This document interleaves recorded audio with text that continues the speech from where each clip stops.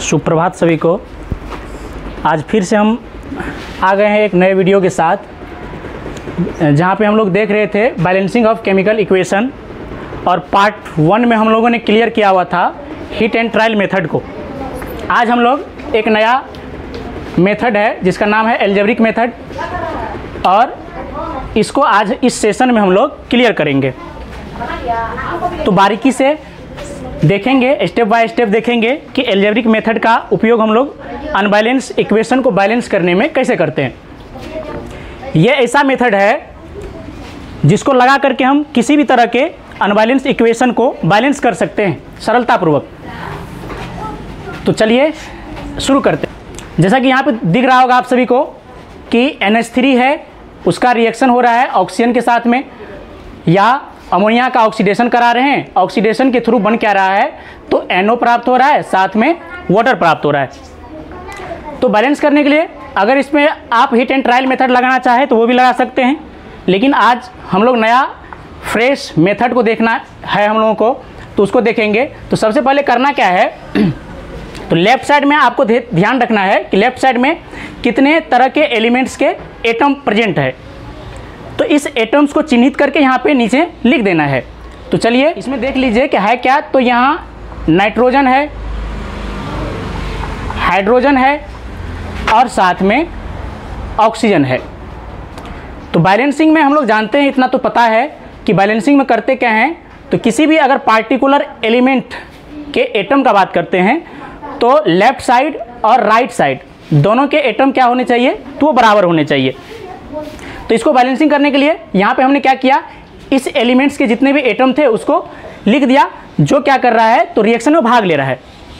अब इधर लिखने की आवश्यकता नहीं है, क्यों? क्योंकि जितने एटम्स इधर भाग ले रहे हैं सेम एटम्स हमको इधर देखने के लिए मिलेगा, इसलिए इधर जितना एटम्स भाग ले रहा है उसको हम यहाँ पे लिख दिए।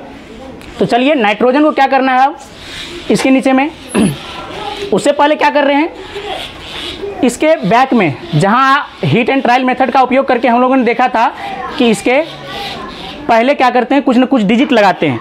तो उसके स्थान पर भी क्या करना है, तो हम लोगों को इस अलजेब्रिक मेथड में A, B, C और D इसको इस तरह से हमने लगा दिया। अब यहाँ नीचे देखना है कि नाइट्रोजन जो है, नाइट्रोजन यहाँ कितना बार है। यहाँ पे जैसा कि हमको पता है कि यहाँ कुछ नहीं है, तो यहाँ नाइट्रोजन के बेस में 1 है, और इसके पहले जो भी डिजिट रहे, चाहे अल्फ़ाबेट रहे, लेटर कुछ भी रहे, तो वो किस में रहता है, तो ये मल्टीप्लिकेशन में रहता है। इसको क्या करना है, अगर हमको यह बराबर करना है, दोनों साइड करना क्या है, तो इक्वल करना है। तो इक्वल करने के लिए करेंगे क्या, यहाँ पे नाइट्रोजन लेफ्ट साइड में देख रहे हैं कि एक यहाँ पे है और एक के साथ में यहाँ पीछे A लगा हुआ है। मतलब कहने का कि 1 टाइम्स ऑफ A नाइट्रोजन आपको LHS में हो गया। इसको हमको बराबर करना है, तो बराबर करना है किधर, तो RHS के बराबर में करना है। तो RHS में देखना है, इधर तो नाइट्रोजन यहाँ था 1 टाइम्स ऑफ A, तो A हमने लिख दिया। इधर क्या है, तो इधर भी नाइट्रोजन है, और नाइट्रोजन कितना है, तो यहाँ भी 1 है, और 1 टाइम्स ऑफ C। बोल नहीं रहा है तुम लोग, बोलो 1 टाइम्स ऑफ C। तो यहाँ बराबर में हमने क्या किया, C लिख दिया। फिर यहाँ पे आते हैं हाइड्रोजन के पास।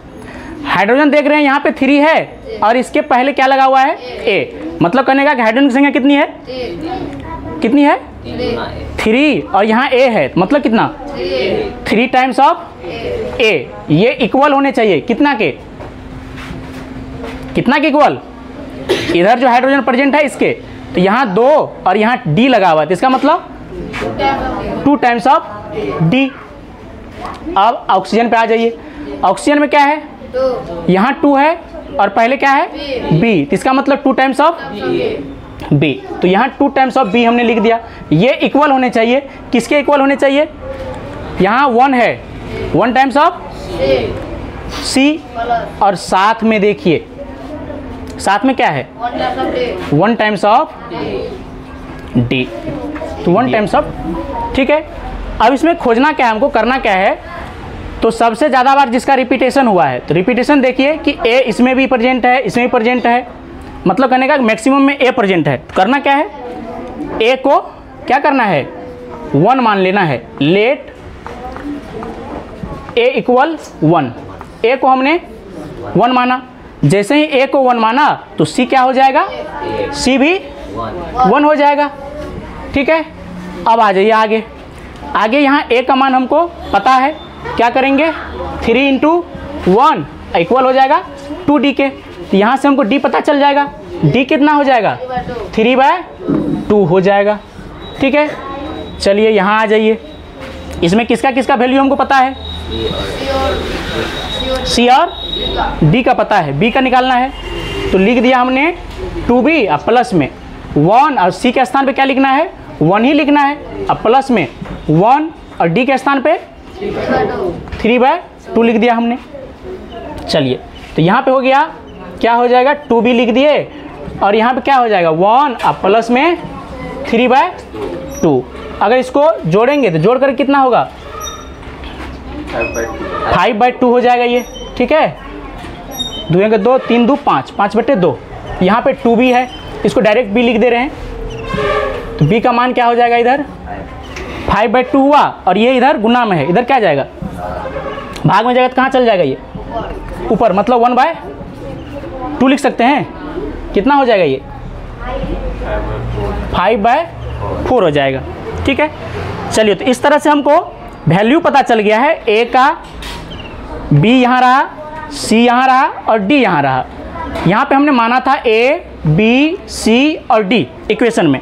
अब करना क्या है, कुछ नहीं करना है, इस इक्वेशन को हम फिर से कहीं लिख दे रहे हैं। चलिए नीचे ही लिख दे रहे हैं।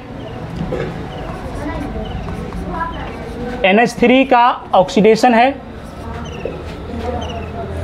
ये प्राप्त हो रहा है हमको NO और साथ में वाटर H2O। ठीक है, तब करना कुछ नहीं है, जिसका जिसका वैल्यू हमको पता करना है उसके पोजीशन पे क्या करना है, डायरेक्ट वहाँ पे पुट कर देना है। तो A का वैल्यू देखिए कितना पता है 1, तो यहाँ 1 लिख दिए A के स्थान पे, काहे कि यहाँ हमने A माना था ना। चलिए B के स्थान पे क्या करना है, B का वैल्यू कितना 5/4, तो यहाँ पे हमको क्या करना है 5/4 पुट करना है। C का वैल्यू कितना है, C का वैल्यू भी 1 है, तो 1 यहाँ पुट कर दिए C के स्थान पे। और D का वैल्यू देखिए, D का वैल्यू कितना है, D का वैल्यू 3/2, कहाँ यहाँ रहा 3/2। ठीक है, अब देखिए इक्वेशन जनरली इस फॉर्म में, फ्रैक्शनल फॉर्म में या फ्रैक्शन के फॉर्म में नहीं होता है। ठीक है, ये अच्छा नहीं लगता है, इसको हमको क्या करना है, फ्रैक्शन को हटाना है। ये जो नीचे में फ्रैक्शन दिखाई दे रहा है, ये फ्रैक्शन के रूप में जो यहाँ पे इक्वेशन दिखाई दे रहा है, इसको फ्रैक्शन को क्या करना है, यहाँ से एलिमिनेट करना है। एलिमिनेट करने के लिए नंबर ऐसा ढूंढिए कि जो क्या करे, ये फ्रैक्शन जिससे हट जाए। करना क्या है, मैक्सिमम नंबर यहाँ 4 है, और इस 4 से क्या करना है, पूरा का पूरा जो इक्वेशन है इसमें क्या करना है, मल्टीप्लाई कर देना है। 4 से जैसे मल्टीप्लाई करेंगे तो यहाँ पे 4 यहाँ मल्टीपल हो जाएगा और हो जाएगा क्या 4NH3, साथ में यहाँ 4, यहाँ से 4 से 4 क्या होगा, कट जाएगा, हो जाएगा कितना 5O2। यहाँ कितना हो जाएगा, यहाँ देख लीजिए 4NO हो जाएगा, और यहाँ कितना हो जाएगा, यहाँ हो जाएगा ये 6H2O। अब आप इसको चेक कर सकते हैं। नाइट्रोजन को अगर देखना चाहे तो इधर नाइट्रोजन देखिए कितना है 4 है, इस साइड देखिए कितना है, यहाँ भी 4 है, यहाँ 4 और यहाँ 4। हाइड्रोजन पे आ जाइए, हाइड्रोजन यहाँ 3, यहाँ 4 लगा हुआ है, 4 × 3 कितना हो जाएगा 12 है ना। और इधर हाइड्रोजन कितना, इधर भी 12, इधर भी 12 हो गया। ऑक्सीजन पे आ जाइए, ऑक्सीजन कितना 10 हो गया, इधर कितना 4 और 6 10, यहाँ 4 और यहाँ 6, तो ये 10 हो गया। तो इस तरह से आपका क्या हुआ, ये इक्वेशन बैलेंस हो गया। ठीक है, अगर इसको चाहे तो आप हीट एंड ट्रायल मेथड से आसानी से निकाल सकते हैं। ठीक है, चलिए धन्यवाद।